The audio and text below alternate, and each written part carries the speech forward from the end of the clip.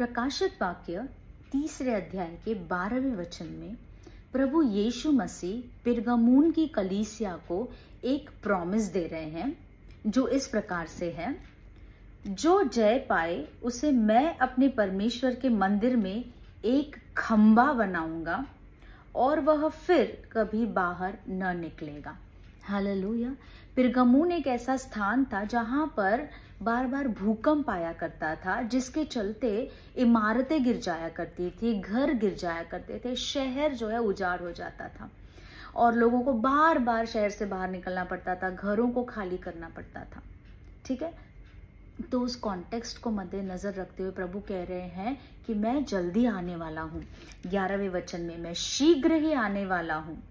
जो कुछ तेरे पास है उसे थामे रह कि कोई तेरा मुकुट छीन न ले। जो जय पाए उसे मैं अपने परमेश्वर के मंदिर में एक खंबा बनाऊंगा। हालेलुया। आज हमारे जिंदगी में भी बहुत सारे भूकंप अचानक से आ जाते हैं, बहुत सारी परिस्थितियां अचानक से बिगड़ जाती है जिनके ऊपर हमारा नियंत्रण नहीं होता। जैसे पिरगमून में भूकंप आना, ये वहां के लोगों के कंट्रोल में नहीं था, नियंत्रण में नहीं था। सो इस जिंदगी में भी बहुत सारी चीजें, घटनाएं हमारे आसपास में होंगी जिसके ऊपर हमारा नियंत्रण बिल्कुल भी नहीं होगा। फॉर एग्जाम्पल, कुछ ही दिनों पहले मेरी फ्रेंड ने मुझे मैसेज किया और बताया कि 11 जुलाई को उसका 21 ईयर ओल्ड बेटा, 21 साल का बेटा अचानक हार्ट अटैक के चलते परमेश्वर के पास चला गया। अब ये सारी चीजें हमारे कंट्रोल में नहीं है, ये परिस्थितियां हमारे कंट्रोल में नहीं है, नियंत्रण में नहीं है। ये अचानक आने वाले भूकंप, अचानक आने वाले तूफान के समान हमारे लाइफ में आ जाती है। But remember the promise of God. ऐसे समयों में और हर समय में ये याद रखना कि प्रभु कहता है मैं शीघ्र आने वाला हूं और मैं तुझे मेरे परमेश्वर के मंदिर में एक खंबा बनाऊंगा। खंबा का मतलब है एक स्थिर जीवन, स्थायी जीवन, स्टेबल जीवन मैं तुझे देने वाला हूं, जो फिर कभी नहीं गिरेगा, कभी नहीं डिगेगा, कभी डगमगाएगा नहीं। हर एक ऐसी जिंदगी जहां पे हमेशा के लिए स्टेबिलिटी होगी। जैसे वो गीत इस तरह से लिखा गया है, ये दुनिया हमारी मिटेगी, एक नई दुनिया फिर से बनेगी, सब नया होगा, जग नया होगा, सब नया होगा, जग नया होगा, राज करने मसीह आ रहा है। हालेलुया।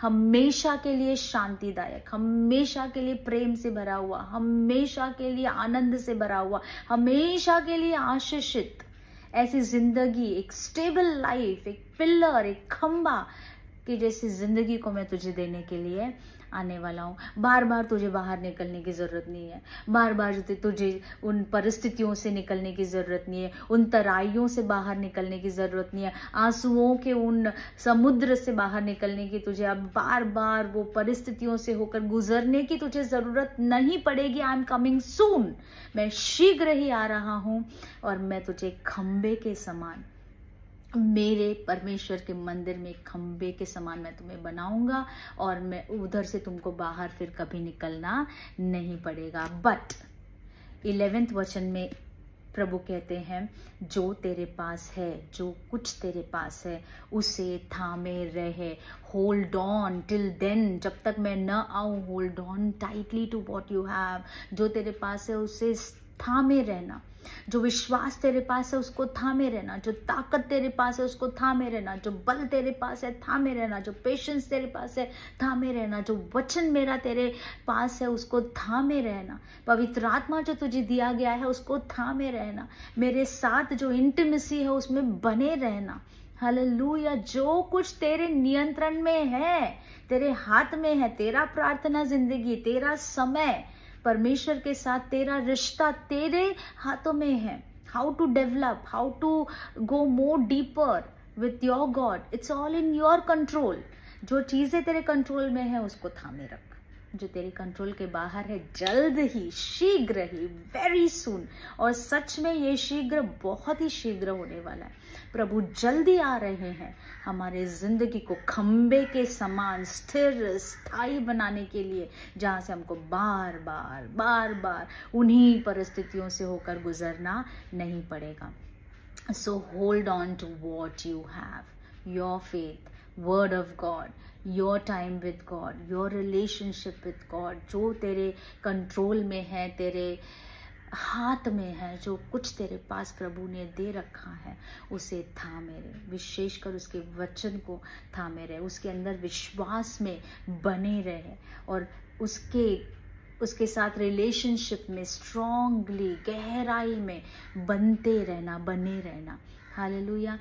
प्रभु शीघ्र आने वाले हैं और तुमको उसके मंदिर का खंबा बनाने वाले हैं, जहां से तुमको फिर बाहर निकलना नहीं पड़ेगा। God bless you all.